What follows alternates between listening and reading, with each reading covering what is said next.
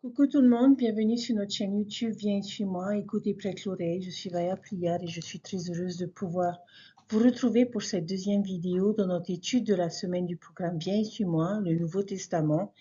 Et cette semaine, nous devons lire et méditer Matthieu chapitre 11 et 12 et Luc chapitre 11. Nous avons vu dans notre première vidéo l'importance de pouvoir avoir les fardeaux plus légers, de trouver du repos en nous reposant sur notre Sauveur et en nous rappelant constamment qu'il est là et qu'il nous soutient en toutes choses. Nous avons également vu dans notre première vidéo l'importance du jour du sabbat, que l'on définit comme un jour de repos également et qui est un véritable cadeau de notre Père Céleste pour nous aider dans l'instant d'une semaine, faire une pause de tout ce que nous avons l'habitude de faire et trouver du repos et nous concentrer sur les choses les plus essentielles. Donc nous allons continuer notre étude d'aujourd'hui. Nous avons parfois des circonstances difficiles dans la vie et quelques déboires que nous n'apprécions pas toujours. Si l'on venait à crever et que l'on se contentait d'enlever une roue, est-ce que le problème serait résolu? Non. Si nous avons des caries dans les dents et qu'il faille toutes les enlever, est-ce que le problème serait résolu? Non. Dans chacun de ces cas, qu'est-ce que nous avons omis de faire? Nous n'avons pas réussi à remplacer ce qui était mauvais par quelque chose de bon. Nous n'avons résolu que la moitié du problème. En fait, nous dirions même que nous avons créé une situation peut-être bien plus dangereuse que celle de départ. Je suppose qu'il ne suffit pas de supprimer un problème. Alors pourquoi est-ce que je nous parle de ces choses? Eh bien tout simplement, dans Matthieu chapitre 12, les versets 43 à 45, nous avons une situation similaire. Lorsque nous lisons ces versets, quel était le problème de l'homme? Il avait un esprit impur en lui. Maintenant, quelles bonnes choses l'homme a-t-il faites pour pouvoir essayer de résoudre ce problème? Il a expulsé l'esprit impur. Il était capable de le faire sortir de lui. Donc, en quelque sorte, il a balayé le problème et il a mis les choses en ordre. Ensuite, il a nettoyé sa maison, il a sorti toutes ses poubelles, s'est débarrassé de tout ce qui était mauvais ou en panne. Cependant, cet homme a omis de faire quelque chose. Et qu'est-ce que c'était? Il n'a pas réussi à remettre quelque chose de bon à sa place. Et la phrase clé ici est que l'esprit impur l'a trouvé vide. Et c'est ce qu'il n'a pas réussi à faire. Il a laissé sa maison vide. Alors lorsque l'esprit mauvais est revenu, quel a été le résultat? Il s'est dit, oh waouh, il y a plus de place ici qu'avant. Je vais aller chercher quelques-uns de mes amis maintenant et je vais organiser une fête dans ce lieu. Quel a été le résultat final de cette décision? L'Écriture nous dit que le dernier état de cet homme était pire que le premier état. Maintenant, il se trouve avec un problème qui est devenu encore plus grave. Chers frères et sœurs, ces versets nous enseignent un principe important sur le repentir. Que pensez-vous que cela pourrait être? Eh bien, tout simplement, si je veux me repentir, je dois non seulement me débarrasser de ce qui est mauvais dans ma vie, mais je dois le remplacer par quelque chose de bon. D'où mon titre, remplir l'espace vide. Prenons quelques exemples de ce principe que nous pouvons trouver tous les jours. Sam a la mauvaise habitude de rabaisser les gens et d'utiliser un langage offensant et vulgaire. Il veut changer cela sur lui-même. Quel conseil lui donneriez-vous? Une autre situation, Mike s'est rendu compte que son choix de musique, de films et de jeux vidéo avait un effet profondément négatif sur sa spiritualité et sur sa foi. Il décide qu'il est temps de nettoyer toutes ces choses. Quel conseil lui donneriez-vous? Yann a développé une dépendance à la pornographie lorsqu'il est stressé ou découragé dans la vie. Il sait que c'est mal et veut réellement changer. Alors, quel conseil lui donneriez-vous?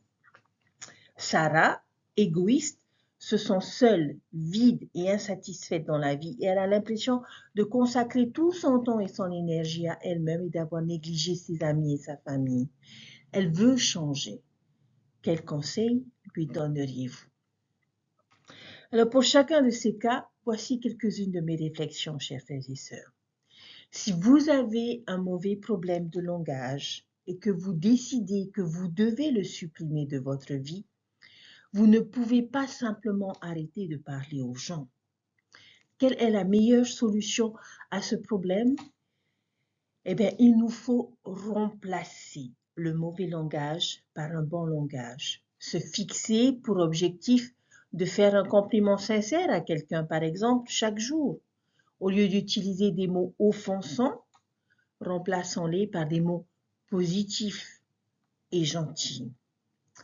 Si nous avons l'habitude d'écouter de la musique inappropriée, de regarder des films obscènes ou de jouer à des jeux vidéo violents, ne nous contentons pas de jeter ces choses parce que elles pourront toujours d'une manière ou d'une autre venir. Mais nous pouvons les remplacer par de la bonne musique édifiante, par des films sains, des jeux vidéo adaptés aux familles. Aujourd'hui, dans la production du cinéma, Hollywood et compagnie, les médias diffusent beaucoup de mauvaises choses, nocives pour l'âme. Mais nous vivons également à une époque où il existe également de nombreuses bonnes options. Il y a de bons films, il y a de bonnes musiques parmi lesquelles choisir. Lorsque je me mets devant un film, mes garçons ne restent pas avec moi parce que les films de maman, c'est pas intéressant.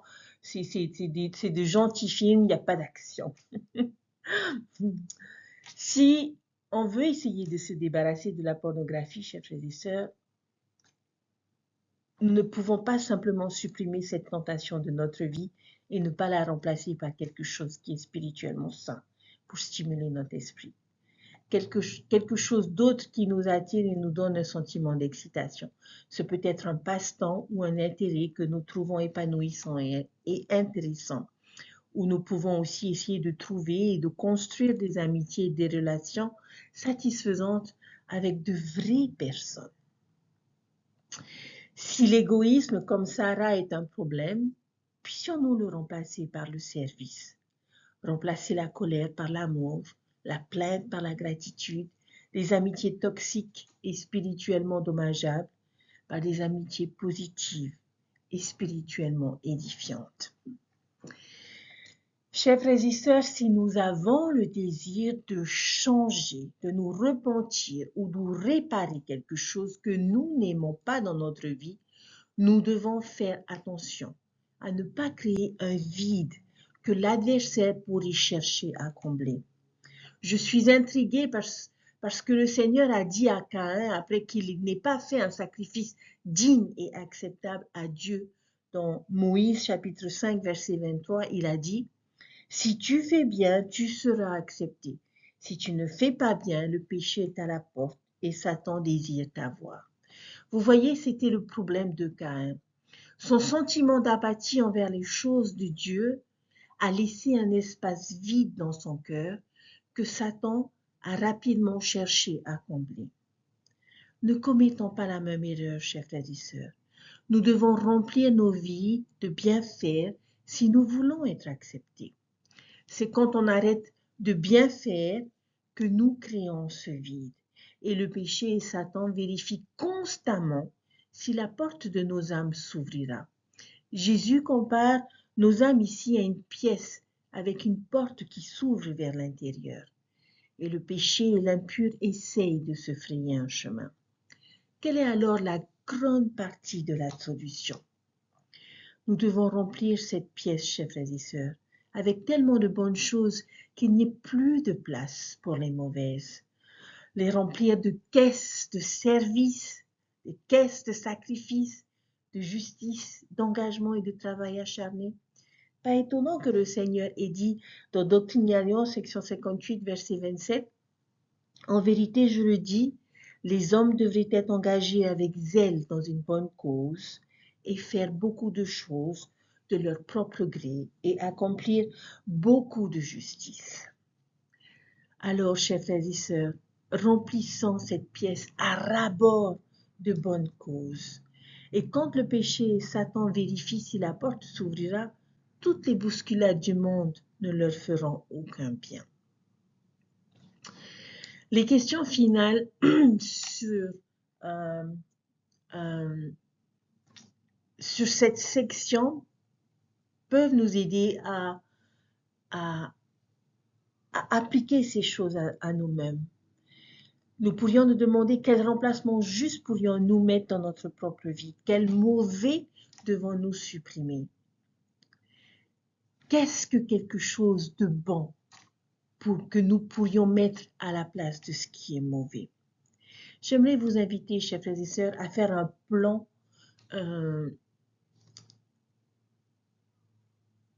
déménagement, de nettoyage des problèmes dans votre vie. Et je vous invite à suivre ce plan. J'aimerais nous encourager à nous souvenir de ce principe la prochaine fois que nous nous sentirons inspirés de changer quelque chose chez nous. Ne faisons pas les choses à moitié, ne faisons pas la moitié du chemin.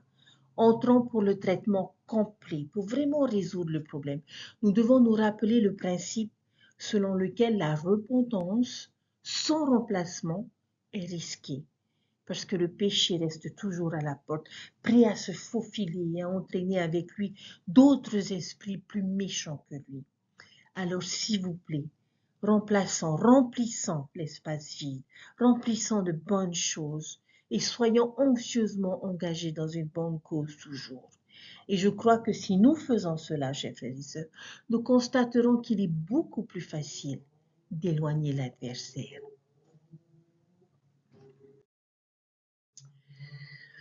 Un principe de plus que j'aimerais voir avec vous. Lorsque nous avons étudié le sermon sur la montagne, nous avons couvert toute une section de principes que le Sauveur nous a enseignés au sujet de la prière. Ici, dans Luc chapitre 11, vous verrez beaucoup de ces mêmes enseignements. Mais il y a un principe spécifique de prière que Luc inclut et que Matthieu n'inclut pas. Un principe de prière puissant et supplémentaire. Dans Luc chapitre 11, Jésus raconte une petite parabole à propos de quelqu'un qui frappe à la porte d'une autre personne. Et comme pour toute parabole, chers frères et sœurs, nous allons décider de ce que chacun des éléments de l'histoire représente. Quand nous lisons cette parabole, et notamment dans les versets 5 à 8 du chapitre 11, j'aimerais vous inviter à garder ces questions à l'esprit. Qui représente l'homme qui dort? Qui représente l'homme qui frappe à la porte? Et que représente le cognement lui-même? Selon vous, quel point Jésus essaie-t-il de faire valoir en nous faisant part de cette parabole? Très bien, l'homme qui dort dans l'histoire serait notre Père Céleste, n'est-ce pas? Ou peut-être pas. Mais on va regarder les choses de cette façon pour l'instant. Nous reviendrons sur une autre idée un peu plus tard.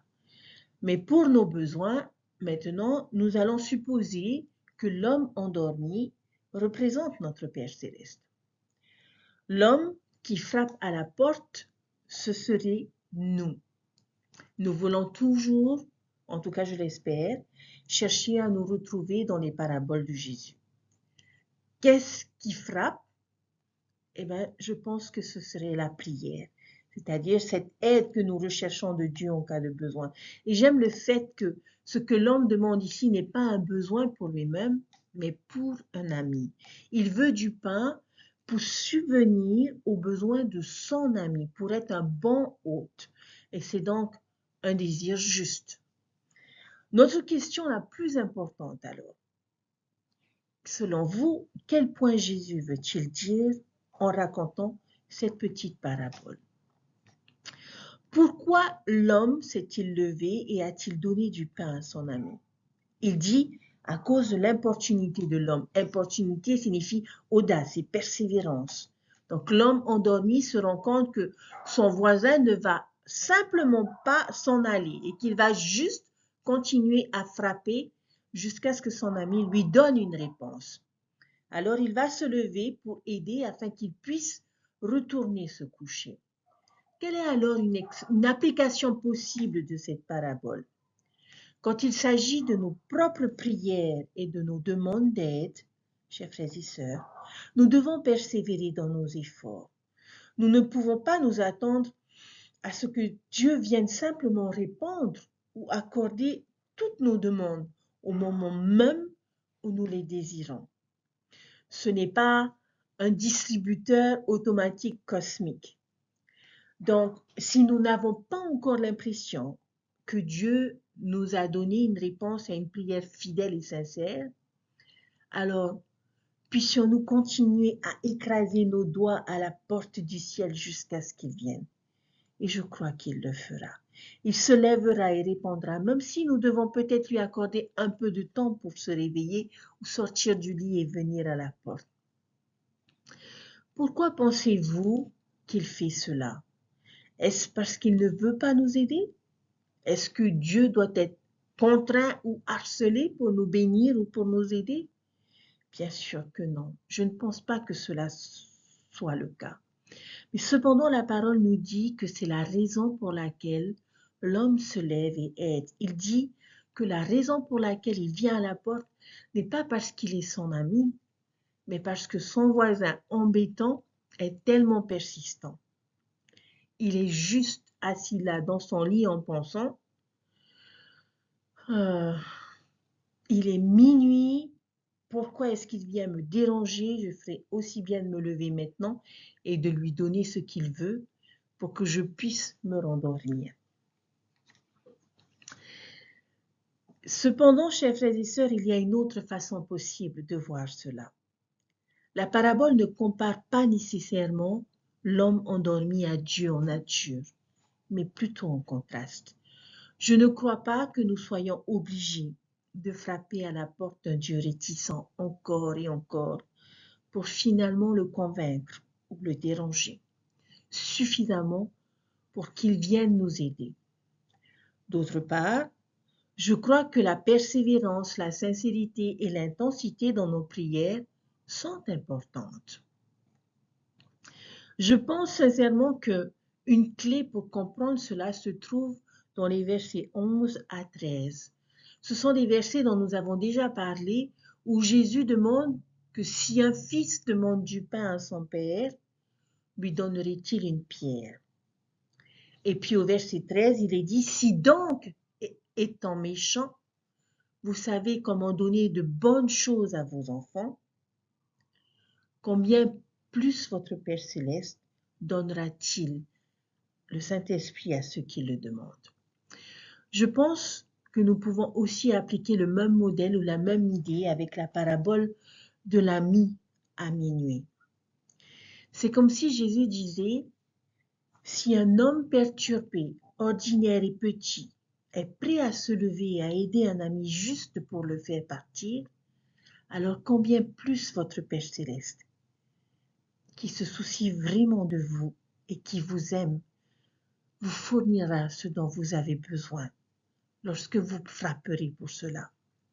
Si l'homme mauvais ou humain le fera, Dieu le fera, sûrement, n'est-ce pas?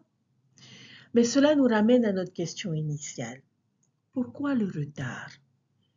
Peut-être parce qu'il sait que nous accorderons beaucoup plus de valeur à quelque chose quand nous y avons travaillé.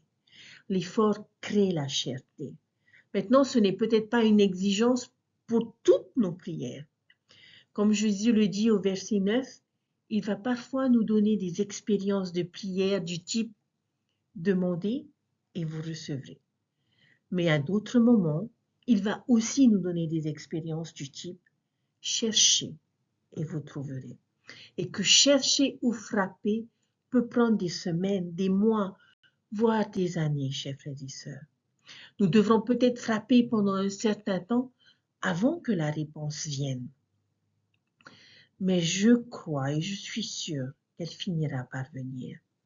Une mise en garde ici, cependant, chers frères et sœurs. Le principe ici n'est pas soyez persistants dans vos prières jusqu'à ce que vous obteniez la réponse que vous voulez. Mais c'est soyez persévérants dans vos prières jusqu'à ce que vous obteniez une réponse. Mais si la réponse n'est pas celle que vous vouliez, soyez disposés et prêts à l'accepter. C'est le principe du pain et des pierres, des poissons et des serpents dont nous avons déjà parlé dans Matthieu chapitre 7. Nous ne voulons pas tomber dans un scénario du type Balaam ou de Joseph Smith et les 116 pages. Nous ne voulons pas continuer à déranger notre Père céleste alors qu'il nous a déjà répondu.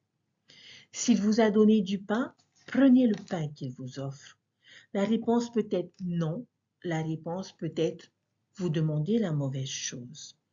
La réponse peut également être j'ai quelque chose de mieux pour toi ici. Même si ce n'est pas exactement ce que vous demandez. Pouvez-vous un instant imaginer comment l'homme endormi se sentirait s'il se levait et donnait du pain complet à son ami et que cet ami commence à se plaindre en disant mais t'as pas du pain blanc, il n'aime pas le pain complet. C'est pas ça que je veux. Personnellement, j'aurais envie de lui claquer la porte au nez. Mais je sais que je ne devrais pas le faire. Bref, si nous prions constamment et recherchons les bénédictions de notre Père céleste en cas de besoin, chers frères et sœurs, il répondra à nos prières de la manière et au moment qui nous seront le plus bénéfiques. Avez-vous déjà eu un moment où vous avez senti que Dieu vous a permis d'apprendre en vous laissant prier avec persévérance?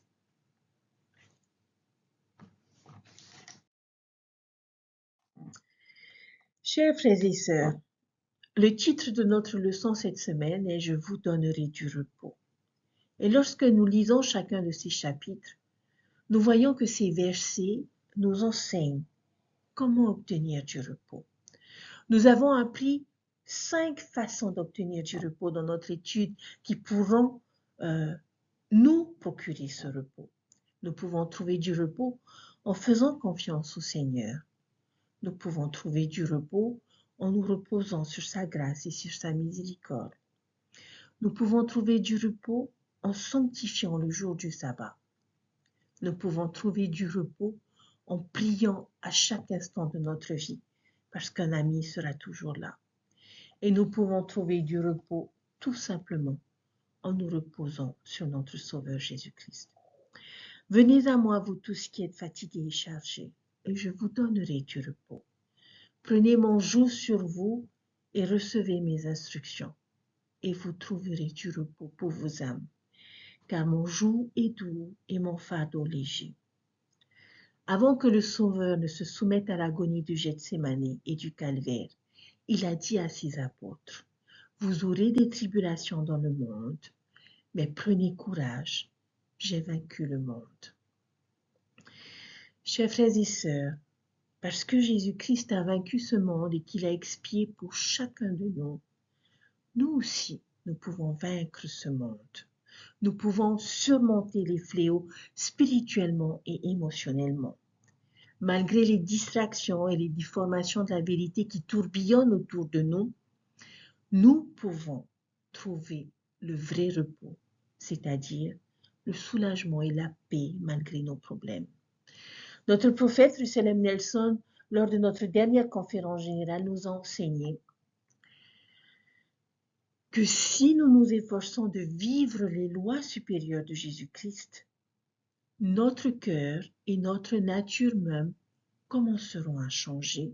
Le Sauveur nous élève au-dessus de l'attraction de ce monde déchu, en nous accordant plus de charité, d'humilité, de générosité, de gentillesse, de discipline, de paix et de repos. Il nous a exhortés à trouver du repos face à l'intensité, l'incertitude et l'angoisse de ce monde en vainquant le monde grâce à nos alliances avec Dieu. Et il nous a invités à lui faire savoir par nos prières et nos actes que nous désirons vaincre le monde, de lui demander d'éclairer notre esprit et d'envoyer l'aide dont nous avons besoin. Et il a conclu en disant que si nous laissons Dieu prévaloir dans notre vie, il nous promet que nous aurons plus de paix, plus de confiance en nous, plus de joie et oui, du repos. Je sais que Dieu vit et se soucie de chacun d'entre nous. Jésus-Christ vit et nous aime. Et tous deux sont cet ami que nous pouvons déranger à minuit, à la porte desquelles nous pouvons frapper à chaque instant de notre vie. Et je vous témoigne qu'ils se lèveront et qu'ils vous aideront. Je suis reconnaissante pour cet évangile. Je suis reconnaissante pour les Écritures. Et je suis reconnaissante pour l'amour infini de notre Père Céleste et de notre Sauveur Jésus-Christ, pour chacun d'entre nous. Toutes ces études témoignent de leur amour profond pour nous et témoignent de tout ce qu'ils sont disposés à faire pour pouvoir nous aider, pour pouvoir nous soutenir et pour pouvoir retourner un jour vivre en leur présence. Chers frères et sœurs, puissions-nous nous reposer sur les bonnes sources qui nous permettront de connaître le véritable repos. Je témoigne de toutes ces choses au nom sacré de notre Sauveur Jésus-Christ. Amen. Je vous souhaite un excellent week-end, chers frères et sœurs. Et j'aimerais souhaiter particulièrement un joyeux anniversaire à toutes les sœurs de la Société de Secours parce que aujourd'hui, nous célébrons les 181 ans de cette magnifique organisation que Dieu a créée pour bénir les vies. Et de la même manière que chacune d'entre vous avait d'une façon ou d'une autre béni la vie d'une autre personne, je prie le Seigneur que votre vie soit bénie en ce week-end spécial d'anniversaire de la Société de Secours. Je vous aime, chers frères et sœurs. Prenez soin de vous et puissiez-vous vivre vos plus belles expériences en apprenant à connaître notre Sauveur Jésus-Christ. Je vous dis à très bientôt. Bye.